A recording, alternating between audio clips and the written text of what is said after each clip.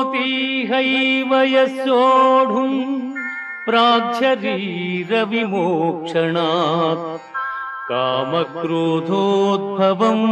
వేగం సయుక్తస్స సుఖీ నరః.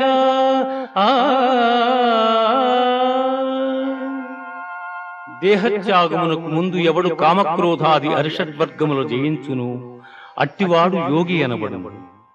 యతేంద్రియ మనోబుద్ధి మునిర్మోక్ష పరాయణః విగతేచ్ఛాభయక్రోధో యసదా ముక్త ఏవ సః.